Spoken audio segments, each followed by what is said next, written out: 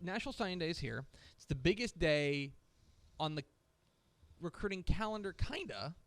Honestly, early signing day is probably bigger. And I'm interested in your perspective about what today means now in the new landscape of recruiting.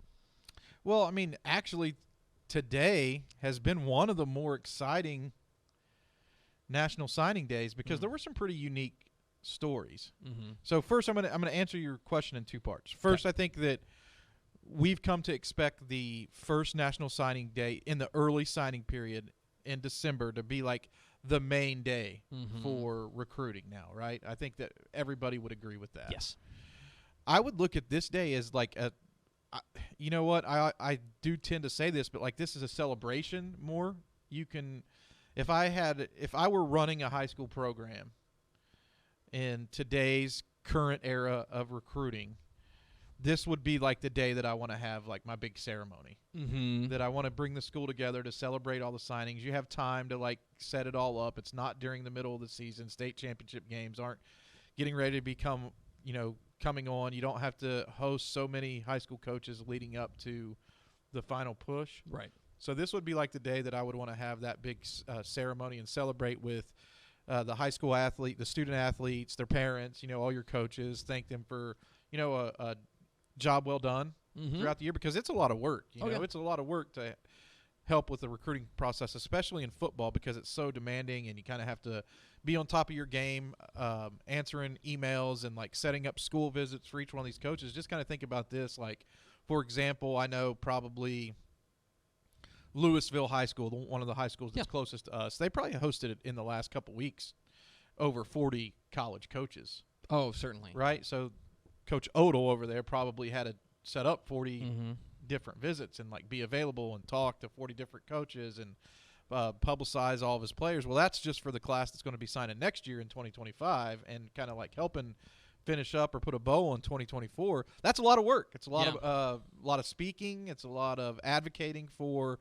your program and your players. And I think that we should, as a society, take time to commend those people who do the work for some of those student athletes. Agreed. So it's not always like going off to a big school like Texas or Texas A&M. Sometimes it's going off to a smaller school, but it means just as much or more for some of those players and their families in those communities. Yeah, today has kind of become – there's obviously like some big-name guys who've signed today. We're going to get to them in a moment. But today, in many respects, today has become a day where maybe the non-Power 5 programs do a lot of work. Yeah. The non-FBS programs do a lot of work. And I've said this before, and I know you agree with it. If you sign to play football at the next level, I don't care if you sign at a school that's got 140 students in it. Like that's an accomplishment. That's an accomplishment that another team has chosen you to be a part of their program going forward. You are good enough and have done your work on the field and off the field to get to that point, whether it's Division III, whether it's JUCO, whether it's Division II, whether it's FCS, or whether you're signing with the Georgia Bulldogs. It is a huge accomplishment to put pen to paper. Agree 100%, and I love the fact that, like, well, here's a fact that I feel like is overlooked.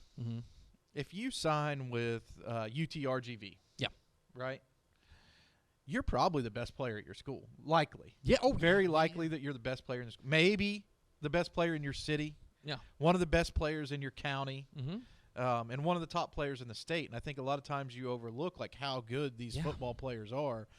But we get reminded of it every year on NFL Draft Day when some of these players pop up out of nowhere and get drafted, right? Like guys that kind of flew under the radar. Yeah. They're really good football players too.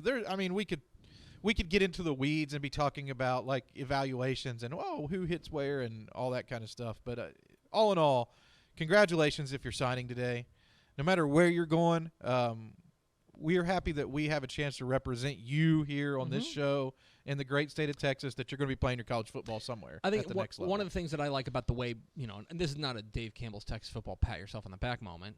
I'm just saying that one of the ways that I like that we cover recruiting is from I think a more holistic perspective and maybe from a ground-up perspective of, yes, we're going to talk about Terry Bussey, signed with Texas A&M. That's a huge deal and a massive deal. We're going to talk a lot about that. But, like, I like that we talked about. I like that we had Cannon Lindbergh commit to SFA in our studios. That's Right. really cool. That kind of stuff, because that kind of stuff matters, and I think that is representative of the kind of what we want our brand to represent, because I think that's what Dave ultimately was about. He was about Big Tent. He wants everyone, the reason that we preview every high school football team, we cover every high school football team, is because we believe it matters. In the same way that we believe that every prospect who signs matters. So, And since you brought it up, and I'm gonna quite often hijack this show today. I love it. I'm gonna hijack the show by giving a shout out to Kobe Carthel and SFA. Oh yeah. For the recruiting job that they've done in the class of 2024 here. I mean, this class is really good, and it should be put on a pedestal. Like, it should be admired. Mm-hmm. If you're a fan of SFA, like, to me, this should be maybe of all time your favorite national signing day. Wow.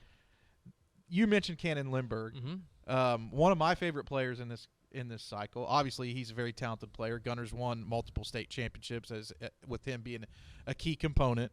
But outside of that, they continue to do a tremendous job. They picked up a commitment this week in a signing from Luke Ulrich, Colleyville Heritage. We discussed him in the past. Boy, He's so much fun to watch.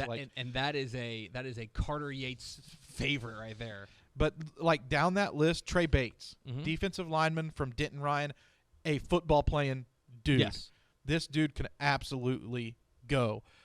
Sometimes people overlook this guy, Trevonte Davis from Beaumont United, playing there, with Weston Davis. Weston Davis got a lot of the headlines, but Trevonte Davis was, like, by and large, I feel like a unanimous all-district selection over the last couple of years. Like, he was the guy that a lot of the coaches felt like was the best offensive lineman in that district, a very good district. Jake Gillespie, Alito, another championship pedigree safety with college football ties, of course, the son of Joe Gillespie, who is now the head coach at Waco Midway. A guy that really jumped up to me throughout the course of the season, Luwadi Jerkin from Pflugerville Weiss. Weiss had a great year, program on the rise, and SFA beat out, P5 schools and FBS schools for guys like this. So just axe them. Yeah. It's been a really nice class that Colby Carthel and the SFA Lumberjacks have put together. Let's talk about some of the headlines, the big stories that are coming out of today. We'll start in Timpson. I think all eyes were on Terry Bussey, the number 1 rated athlete, and the 5-star DCTF 5-star, the highest rated unsigned player in the state of Texas. I don't want to say recommitted, but because he never decommitted. I was struggling for the same word. I put reconfirmed. He reaffirmed his commitment and signed. Like, plain and simple, it's over. He put pen to paper. He's a Texas A&M Aggie, and I think you got to give Mike Elko credit for closing here, because there were times what we were hearing was that it was wobbly, and he got pen to paper, plain and simple. Just to kind of give a behind-the-scenes look at this thing, I guess, for fans at home that are maybe following recruiting just for today or just dialing in to find out more about Terry Bussey. Terry Bussey committed during a special commitment announcement, live commitment announcement here on DCTF. I believe it was back like at the end of September, towards the end of September. At the time, he picked Texas A&M over LSU. Those were the two schools that were really like pushing. He had 5 hats on the table, but it came down to Texas A&M and LSU. At that time, I would have said it was like 60-40. Yeah. Right? A&M won because they were in the lead 60%. LSU was 40% in it. He loved LSU. He loved Baton Rouge. He loved his visit there. Family had a really good time. So LSU was a close second. But the reason why he committed to Texas A&M was because of more than football. It wasn't – the football was, like, great, right? Like, he felt a connection with Jimbo Fisher and his staff at that time. But there were things outside of football. Honestly, like, he's a homegrown star. Plays at a small 2A school in Texas, and College Station's fairly close to home, easier to get to. But offered for him, I think, the total package with the Aggie Network and various things at Texas A&M. I think it was just like the total package, total fit for Terry Bussey, and that's why he committed to A&M. Kind of fast forward the clock to the state championship games, where he had a remarkable state championship performance and led the Timpson Bears to a title. After that game, we spoke with Terry, and it seemed like at that time, based on his commentary, all right, wow, he really may go somewhere else. Yeah. Right? Like, this is serious. Like, he's looking at these big programs. LSU was in attendance for that game. Georgia made a strong push into it. He took a visit to Georgia. Behind the scenes, I was kind of like hearing maybe there's not that much reason to like really worry about Texas A&M in this. They're like positioned. He's like getting a good feel for Elko and his staff, and like he wants to go to A&M more than just like the connection that he had with Jimbo Fisher and the outgoing coaches. It was deeper than that. Mm-hmm. But he did take visits to Georgia and LSU down the stretch Mm-hmm. here, so there was like a legitimate concern for Aggie fans to be worried that Terry Bussey may flip, right? Then I got the news kind of like in the last 24 hours, there wasn't going to be like a signing day ceremony. There was going to be a small ceremony at the high school, and that's when it kind of first like dawned on me, like, all right, I think Bussey's going to stick. Yeah. Right? Like, I think this is probably a done you wouldn't deal. Make a big deal out of you wouldn't make a big deal out of saying like I'm just doing what I always did. You know Right. what I mean? All I said I was.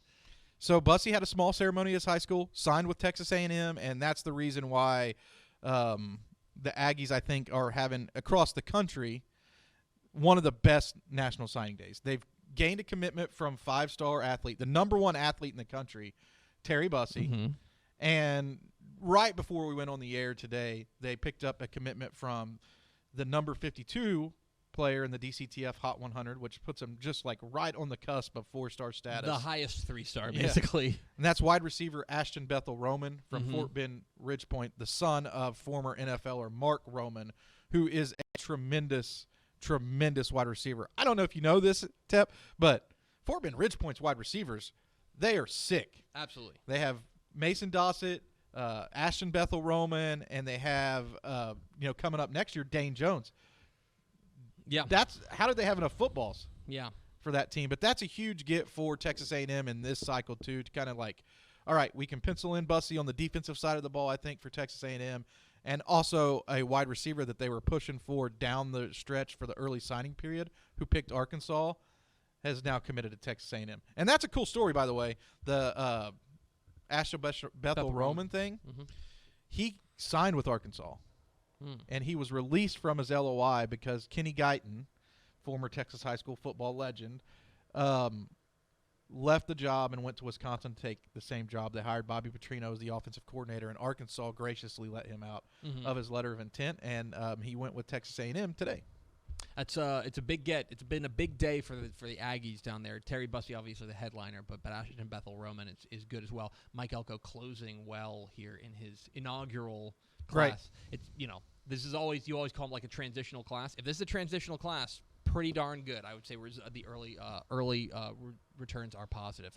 Okay, other big headlines from the day. Other things that are sticking out to you as far as like we need to know off the top. This is the happenings of today on National Signing Well, Day. Baylor was able to get a commitment from Joshua Lair, Fort Bend Marshall safety, who, again, he's the number 53 player, so like a borderline 4-star guy.